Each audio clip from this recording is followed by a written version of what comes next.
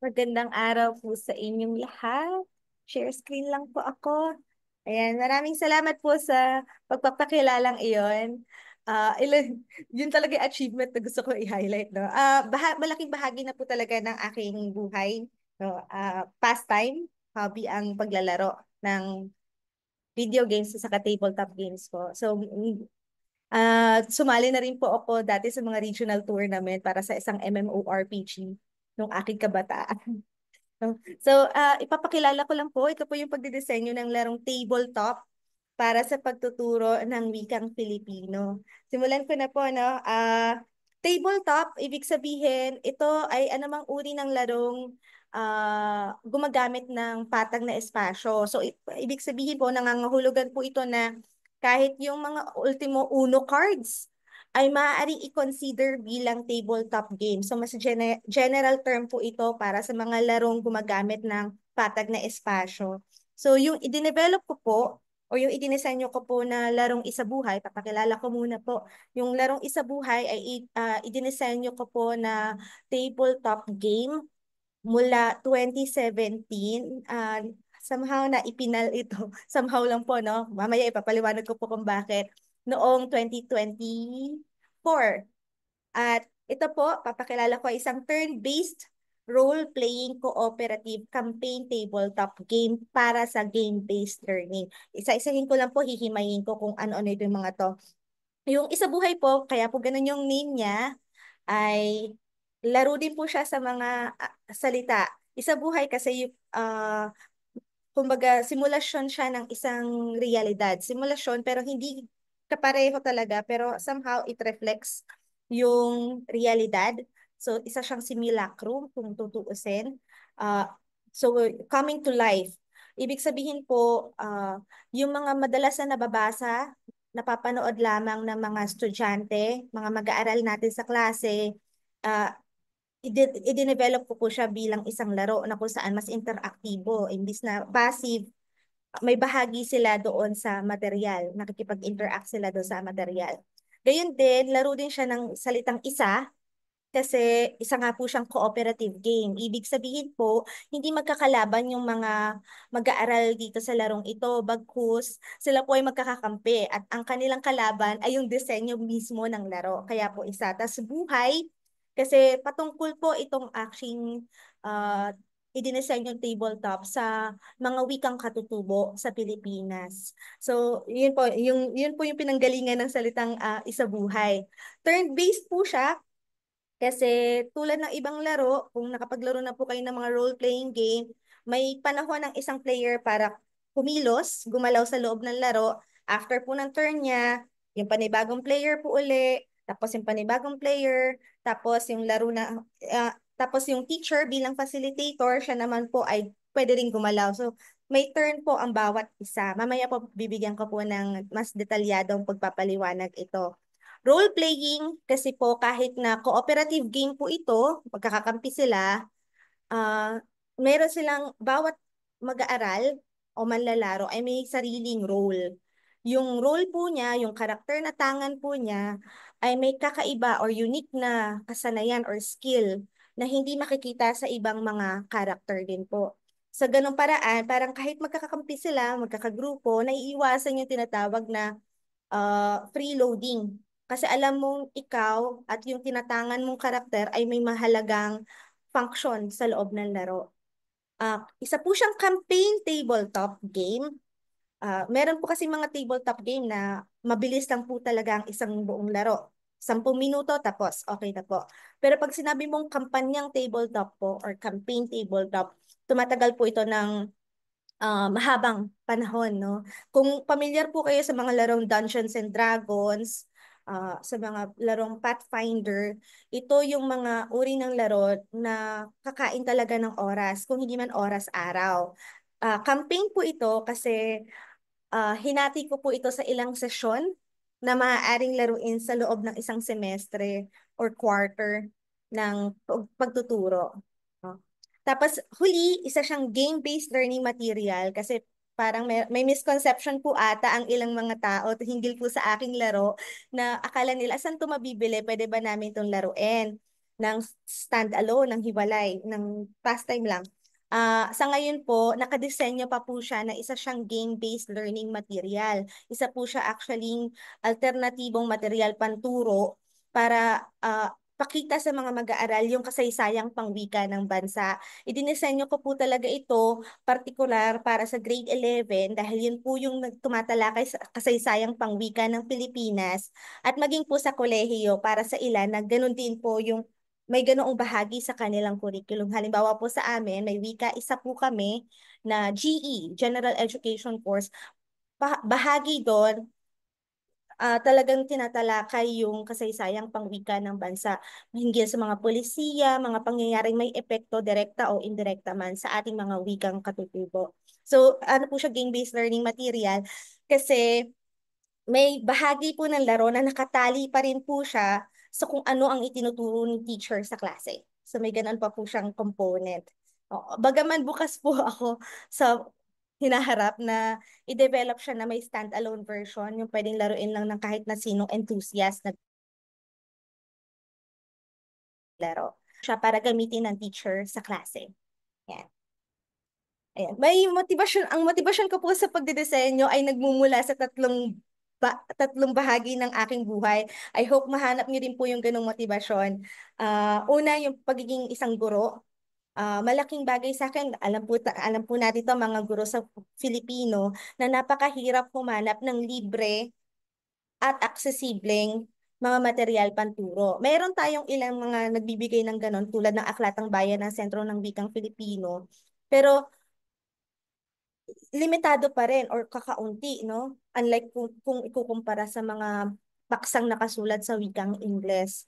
So, isa yun po yun sa motivasyon ko kaya idinisenyo ko to. Dahil ang hangarin po talaga namin dito, libre siyang magagamit ng teacher. So, darating po ang punto ngayong taon to na i-release po siya na ang ideya po sa kanya ay download, print, laro. Ibig sabihin po, ida-download siya ni teacher, ipiprint niya sa mga materyales na available po sa kanya at malalaro po nila sa klase. Ganun ko po siya idinisenyo kasi nga napakahalaga na magkaroon tayo ng mas marami pang mga libreng material na magagamit ng ating mga kapwa-guro. Ikalawa, nagmumula din po ako sa karanasan ko bilang isang mag-aaral ng wika. Ako po ay nagtapos ng MA Linguistics sa UP Diliman. Nagkaroon ng mga pagkakataon bago itong pagdidesenyo ng laro or kahit nung nagdidesenyo po ako ng laro na magpunta sa ilang mga komunidad, mag-field work.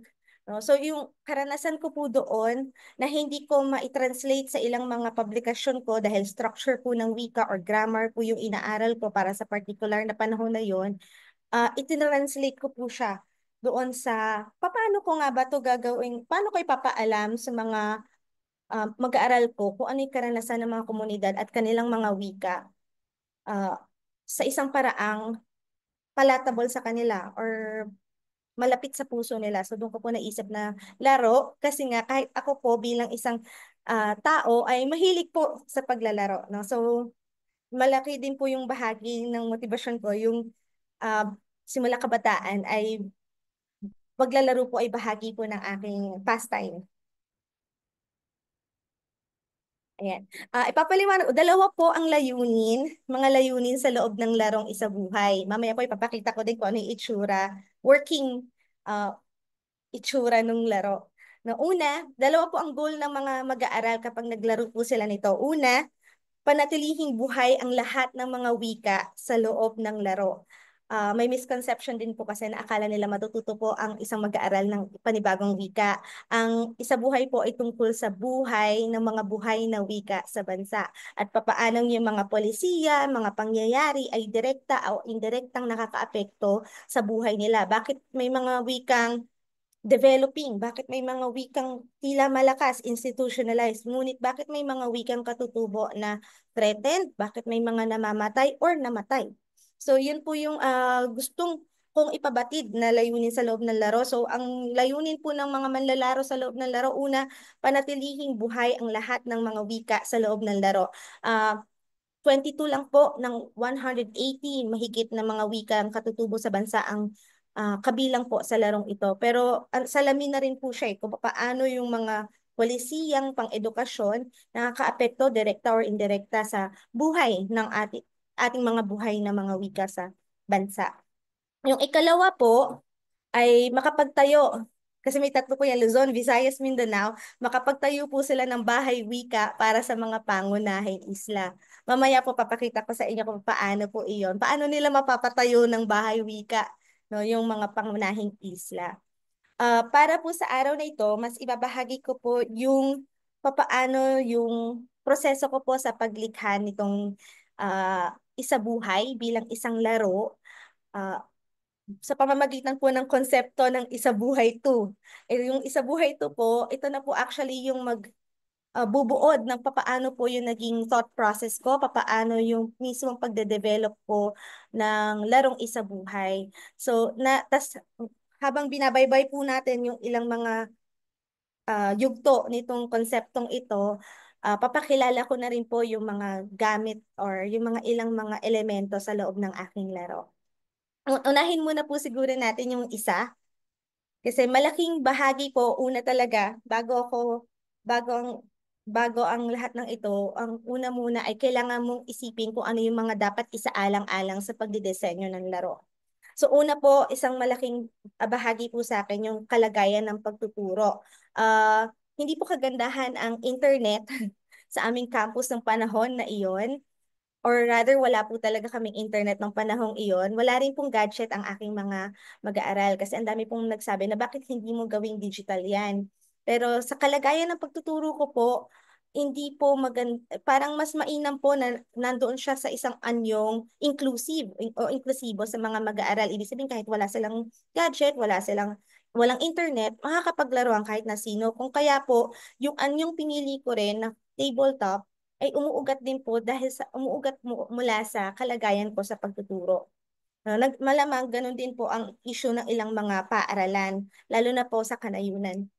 Ikalawa po, syempre kinukonsidera ko rin po dito yung mga mag-aaral at ano yung dapat matutunan nila sa loob ng klase. Kasi yun po yung isang mahalagang component kapag game-based learning material ang dinedevelop. Hindi sapat na nag-enjoy yung bata or yung estudyante. Mahalaga pa rin po na isaalang-alang, nag-enjoy yung estudyante, pero at the same time, may natutunan po sila sa loob ng laro. So, yun po. Ikatlo, ano yung advokasya o paksang bit-bit ng iyong laro? Sa akin po, ang kaso, gusto ko nga, nais ko ipabatid na ang mga pulisiyang pangwika sa bansa, sa kasaysayang pangwika, direkta at indirekta nakakaapekto to sa buhay ng mga wika. Sa totoo lang po, ang original po dito ay, pinakilala ko po dito ang konsepto ng ininhinyerong halaga or engineered value.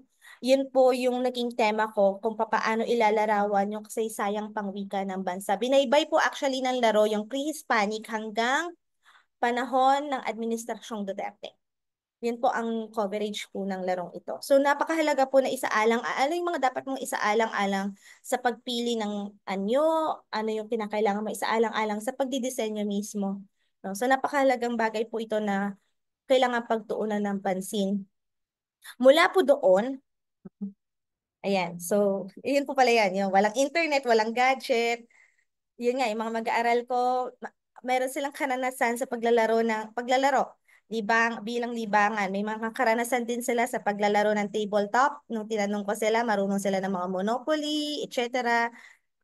At yun nga, advokasya paksa na ipabatid ang kalagayan ng mga wikang katutubo sa bansa at baybayin yung kasaysayang pangwika ng bansa.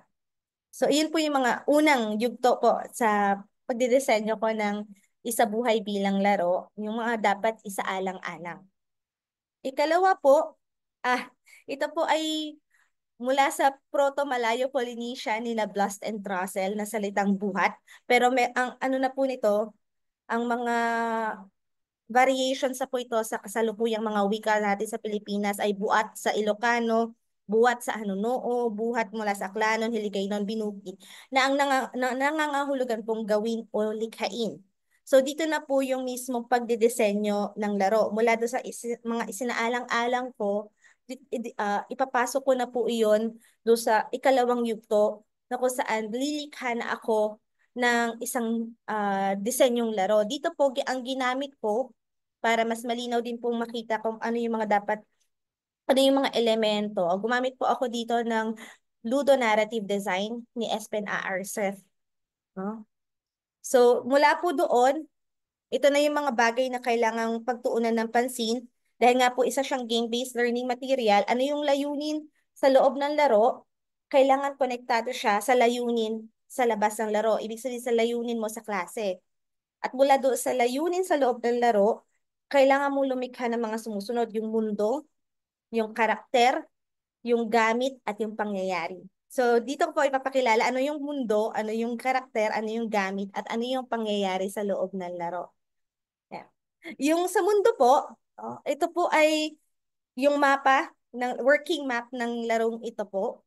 22 wika lamang po ang kalakip dito mula sa 180 plus po ng mga wika natin. Ito po ay ang pagpili po ng mga wika dito ay batay una sa kalagayang pangwika nila mula sa ethnologue. May iba po dito na institutionalized, may iba po dito na developing, may iba po dito na threatened, may iba po dito na dying. No? So mula po, maliban pa po doon, lahat po ng mga nasa pananaliksik, no, yung mga materyales, kadalasan po ay pinapabasa natin sa mga estudyante pagdating po sa usapin ng kasaysayang pangwika ng bansa. So yun po yung naging batayan ko po sa pagpili ng mga wika.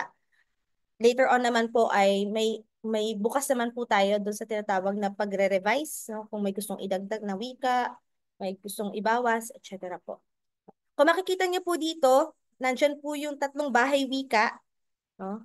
Yung Luzon, Visayas, at yung Mindanao. So, kung matatandaan po, ang ikalawang layunin sa loob ng laro, dapat po ay makapagtayo sila ng bahay wika para sa tatlong ito. Dinidikitan po yan ng sticker. Malaki po itong mapang to kasi ang mangyayari po dyan, piniprint po siya sa bond paper, kahit po yung scratch paper, yung kung bakante po yung likod, piniprint po doon, pinagtatagpi-tagpi siya. So, ito po ay 4x3 na bond paper po. Sa karanasan po sa practical, sa practice po ng mga ng paglalaro, ganun po siya kalaki na inilalatag po kadalasan ng mga estudyante ko sa sahig. So, makikita niyo po, may mga dilaw na, ang tawag dito? May mga dilaw na bilog po dito. Ito po yung mga lugar kung saan nakaposisyon yung kalakhan sa mga gumagamit ng wika. Tapos, sa pagitan po nun ay may mga puting bilog. So, yung mga bilog po na iyan, dyan po gumagalaw yung karakter. So, yan po yung mundo ng laro.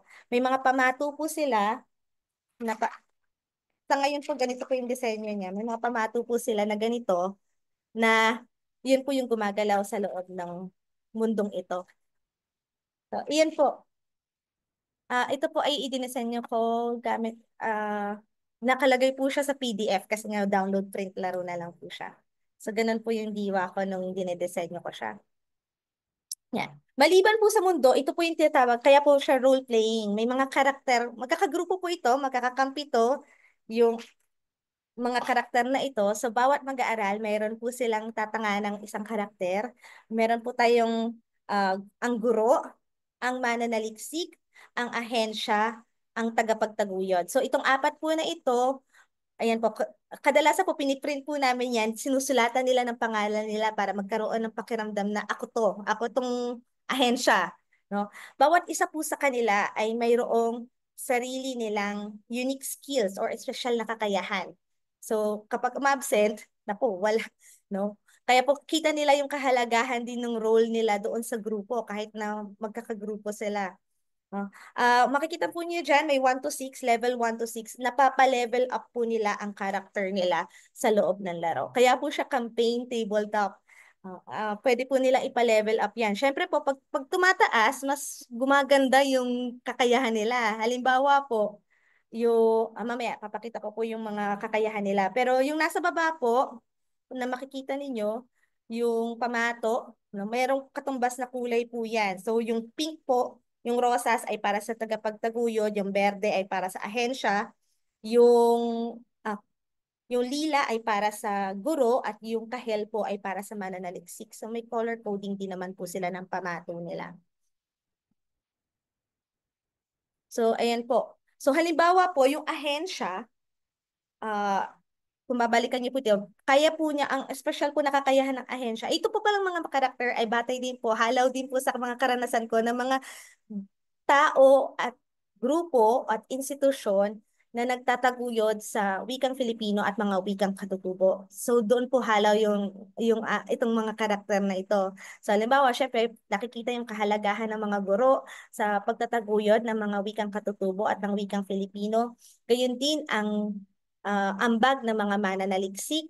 Gayon din po yung suporta ng mga ahensya at ng mga institusyon sa ilang mga institusyon tulad po ng Sentro ng Wikang Filipino sa pagtataguyod po ng mga wikang katutubo at wikang Filipino. Gayon din po pinapahalagahan po natin yung ambag ng mga community organizers natin na talagang sila po yung malakas na gumagamit ng mga wikang katutubo.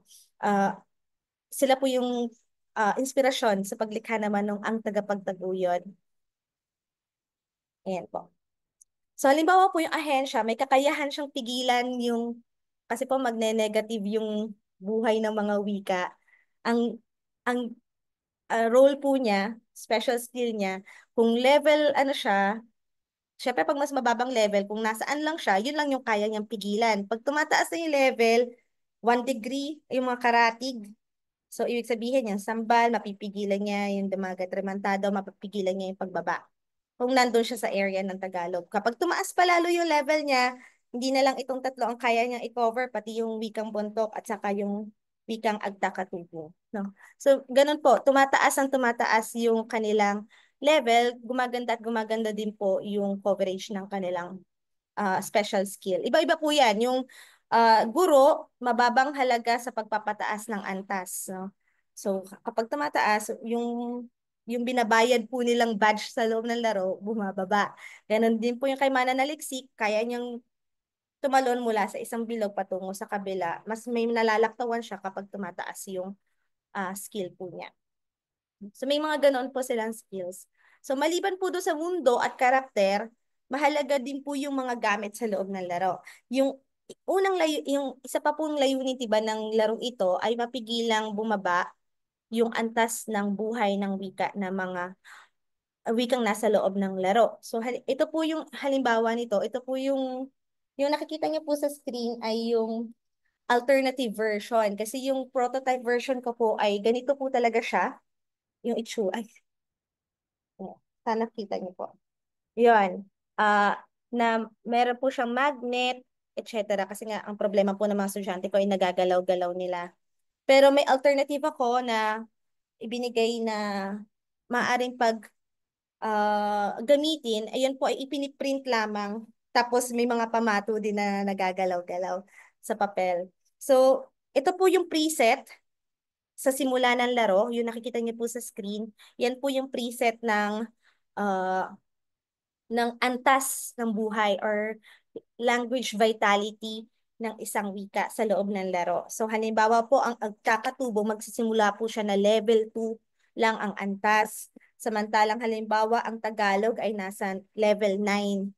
Ito pong preset na to ay batay rin po sa ethnologue, sa pinaka recent po na suri nila kung ano na po ang antas ng buhay ng mga wika sa bansa. So, iyan po, ang goal po, ang layunin ng mga manlalaro, hindi po ma-zero. Kasi pag napunta na po siya sa zero, ibig sabihin po, patay na ang isang wika, hindi na siya pwedeng buhayin muli. So, iyon po. So, nababawasan, nadadagdagan ang antas ng wika sa loob po ng laro. Yan. Papaano po yung pagpapataas ng mga karakter? Papaano po yung pagtatayo ng bahay wika? Dito na po pumapasok yung badges. At ito na po yung isa sa mga halimbawa bakit siya game-based learning. Kasi nagpiprint po talaga si teacher ng parang pera sa loob ng laro. Kung may Monopoly, diba, may fake money. Ito po yung fake money nila, yung sa loob ng laro. Nakukuha po nila ito mula sa partisipasyon nila sa klase, labas sa laro. So halimbawa po, nagpa-quiz ako, maikling pagsusulit, may katumbas po akong binibigay sa bawat individual na ganito. So individual po kadalasan ang bigayan, pero napansin ko sa praktika din ng mga estudyante, pinagsasama-sama nila yung mga kinikita nilang batches, pero kolektibo silang nagdedesisyon paano nila gagastusin yung pera or yung badge po sa loob ng laro. So, kaya po medyo sa ngayon po nakadesenyo po siya na game-based learning kasi kailangan ito po ay nakatali sa loob ng klase mismo sa mga quizzes, participations, etc. po. At ginagamit po iyon, una, para po sa pagpapataas ng level nila. Pag nagpataas po sila ng level nila, dinidikitan ko po ng sticker na ito, yung card po nila. 25 badges po ang halaga ng ano tawag dito? Ng isang level po. 25 badges po. Oh. So, pwede po nilang pataasin. Kaya po ang nagiging praktika nila, pinagsasama-sama nila, nagdedesisyon sila kung sila na mismo ang nagdedesisyon sinong character yung uunahin nila, na ipa-level, up to what level, etc. po. Tapos, ganoon din po, no, yung sticker din po na yun ay ginagamit para doon sa pagtatayo ng bahay wika. Ang default po na presyo, presyo talaga, ng pagpapatayo ng bahay wika ay 200 batches po. So, iipunin yan. Bumababa lang po itong presyong ito kapag napa-level up nila yung isang character, tagapagtaguyod. Kasi pag tumaas po yung level ng tagapagtaguyod, parang 100, nagiging 100 batches na lang po ang pagtatayo ng isang bahay wika. Pag nagpatayo po sila ng isang bahay wika, didikitan ko din po ng sticker yung mapa nila. Tulad ng nakikita niya sa screen. Ganoon po. Ayan.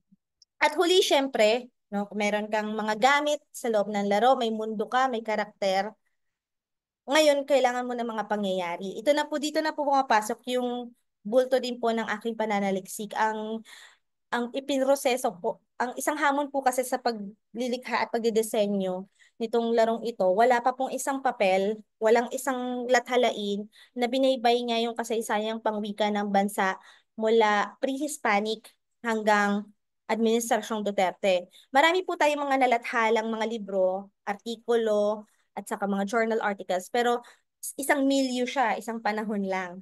Pero yung isang buo po na kasaysayang pangwika, particular po para sa wika, wala pa po tayong ganoon. No? Kung kaya po, isa po yun sa naging hamon sa akin nung nagdidesenyo po ako ng laro kasi paano siya gagawing masinop. Ang nangyari po, hinati ko po yung kasaysayang pangwika sa 8 ah, era. No? Ito po yung nakikita ninyo na nasa screen, yung color-coded po. Kasi yung cards, back-to-back po yan. Sa likod po, para di ma-idea, madali po para sa akin ang mag-ayos ng cards. Nandun po color-coded kung ano yung panahon siya nabibilang. So, meron pong 116 na cards ng pangyayari ang larong Isabuhay sa ngayon. Binaybay po nito yung bago ang panahong Kastila, kaya BPK, tapos panahon ng Kastina, panahon ng Amerikano, panahon ng Hapon, panahon ng Republika, panahon ng diktadoryang Marcos, post-EDSA, tapos panahong Ramos hanggang Duterte. Yun po ang coverage ng aking uh, disertasyon sa ngayon. Naglalaman po ito hindi lamang ng mga policies, hindi lang po policies lang ang mga polisiyang pangwika ang lakip nito, maging yung mga pangyayari sa isang komunidad na nakakaapekto sa kalagayan at buhay ng isang wika. Halimbawa po, yung tuloy-tuloy na militarisasyon sa mga komunidad at pagpapasara ng mga tribal boarding schools, -1 sa antas ng lahat ng wika dahil nagkakaroon ng displacement ang mga katutubo. So, yun po, bahagi po siya.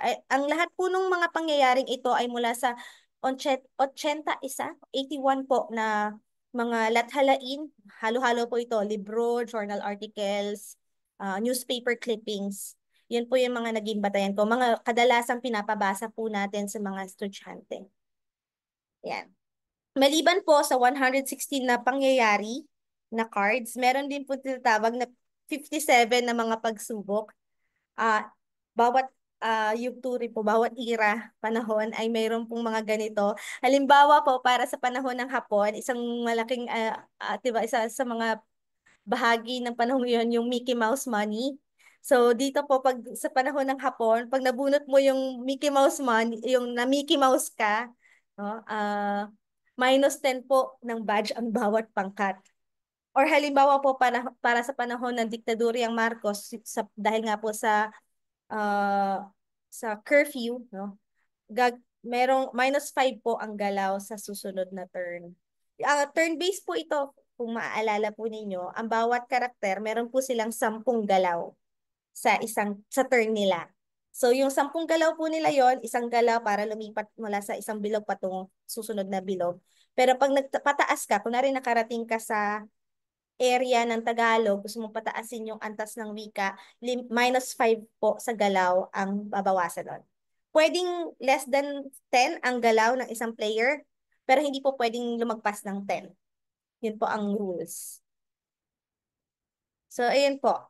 So, halimbawa, pag nabunot mo yung curfew ng panahon ng diktadurya Marcos, yung 10 na usual galaw mo, magiging 5 na lang. So, ganun po. Ayan, nang mabubunot na character. So, bubunutin ko rin po kung sinong character yung may -5 na turn sa turn niya. Ay, may -5 na galaw sa turn niya. Ayan po. So, muli, yun nga po yung naging pinakalaman, no, nung pagdedesenyo ng laro do sa buhat o gawin o likhain. Nandun yung mundo, karakter, gamit at pangyayari. Lahat po ng iyon ay nakatali doon sa layunin sa loob ng laro na ikinawin ko naman po sa layunin sa labas ng laro na talakayin ang kasaysayang pangwika ng Pilipinas. Mula po doon sa buhat, bilang ikalawang antas po, no, stage ng aking proseso. Dalawa po ang posibleng puntahan niyan, yung high 1 or high 2. Unahin po natin yung high 1. Yung high 1 po, ang ibig sabihin po ito ay banghay. Kasi ito po yung yugto na kailangan mong tiyakin or yung pagtatahi or pagtitiyak na magkakaugnay yung mga elemento sa loob ng laro. Kasi may karanasan po ako na may disjunct po talaga yung ilang mga elemento. Kaya po itong prototype na to, prototype 2 na po ito, pero ang daming dinaanan, 1.1, 1.2, 1.3, etc. So ito rin po yung bahagi na kung saan lumilikha ka ng borador or draft ng iyong or prototype ng iyong laro. Halimbawa nga po niyan, nagsimula po ko na prototype 1, wala po talagang pangalan yung laro. Basta sinabi ko, maglalaro tayo ngayon. Alam na nila kung ano yun, pero wala po siyang pangalan. Tapos may yugto na pinangalanan ko siyang simulacrum kasi yun yung pagteteorya ko nung panahon yun na anong klaseng laro siya. Pero hindi pa akma para sa wikang Filipino. Tapos naka-English pa siya.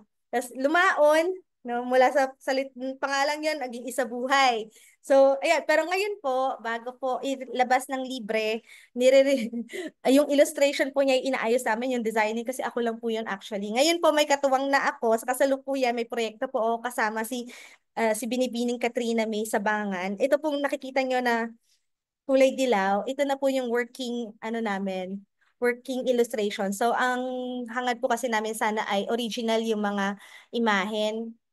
Imbis na nagsosource kami or nagsisipi kami kung saan namin kinuha ito uh, na website or news article. No? So, yun po ang tinatrabaho namin ngayon na ang deadline po ay Agosto. Sana kayanin namin. Pero iyon po, no? Kasama po talaga siya na paulit-ulit na proseso po yan, paikot. Kaya po circular kasi nga mula po doon sa ano, babalik ka na naman sa isaalang-alang, nagawa ko ba, natahi ko ba to, etc. Tapos babalik ka na naman sa drawing board ng, ito yung proseso, etc. po, no? Yung ikalawa po, ayan, yung high 2 po ay mula naman sa banyuhay o yung pagbabagong anyo ng silid-aralan or metamorphosis. Kasi nga, pag ni-roll out mo naman po talaga siya sa klase, binabago niya rin yung silid-aralan to the point na, yun nga, mas engaged yung mga estudyante, dahil nga, meron silang interaktibong partisipasyon doon sa material na kadalasan ay pinabasa lamang nila, pinakikinggan nila, pinapanood nila. Gayon din, may dagdag na motibasyon labas sa laro kasi nga alam nilang kumikita sila ng badges, alam nilang nakatali yung badges sa loob ng laro doon sa performance din nila sa klase. So may ganoon din po, no? Pero tulad ng nabanggit ko po, paikot siya kasi nga yun naman na nagmumula naman ako sa sa konsepto ng teorya praktika. Yung dialectical na ng dalawang iyon na mula sa pagtuteorya, isa sa praktika mo siya, may feedback yung mga estudyante mula doon, at ikaw rin mismo, no? Tapos mula doon, pauularin mo uli, etc. Kaya medyo tumagal po kung tutuusin, dahil nga 2017 ko po siya sinimulan. Pero 2024 ko lang po talaga nasinop ng ganito kasinop yung yung laro. No? So, ito po yung mula laro tungong modelo, yung ang larong isa buhay, tungo do sa pagkukonsepto ng proseso, thought process ko sa pagdidesenyo po ng mismong laro para sa wikang Filipino na isa buhay to. Na kung tutuusin po, pwede nyo rin pong gamitin sa iba pa pong paksa. No? Ayan. So, ito po yung ilan sa mga halimbawa nung, kung makikita niyo po, black and white pa yan. Prototype, ano ba to? Prototype version 1.1, may 1.2 po dyan at may 1.3. Kung mapapansin niyo rin po sa baba, egg cartons pa po ang gamit namin. Pero may comment po ang mga estudyante na ang hirap sinupin pagkatapos ng klase. Tapos, posibleng maalog. Makakalimutan nila kung saan nakapwesto ang alin. May ganoon pong komento. May ganoon din pong komento dati na dati po kasi 100,000 instead na level 10 to 0. Number of speakers po ang binibilang namin based on ethnologue. Nagreklamo po talaga sila kasi ang kunwari po 150,000 minus 38,500. Meron po silang na ang hirap naman nun kasi po makain ng oras yung magmamath pa kami, etc. So, iyon po, no? Patuloy at patuloy pa rin po itong pinauunlad. Ang goal na po namin actually ngayong taong ito ay i-launch siya na iba na po yung itsura. May proper illustration na po talaga siya. Katuwang po ang aking kasamahan sa proyekto. Ayun po, sana ay medyo malinaw po kung paano ko rin malinaw po yung pagbabahagi ko kung paano ko rin po idinisenyo itong aking laro. Maraming maraming salamat po. Ako po ulit si Aya Liwanag mula sa Departamento ng Humanidades. Kasalukuyang abalang manaliksik maglaro ng Hello Kitty Island Adventure sa kanyang Nintendo Switch. Ano po talaga ako, nasa game criticism po talaga ako. So yung kalakhan po din po ng latalain ko ay mas paglalaro, tapos pagsusuri at pag-analyze din po ng mga laro. Pero ito, on the side, pinauunlad ko po itong aking isa buhay bilang isang larong tabletop. So, maraming maraming salamat po sa pakikinig. Kung may tanong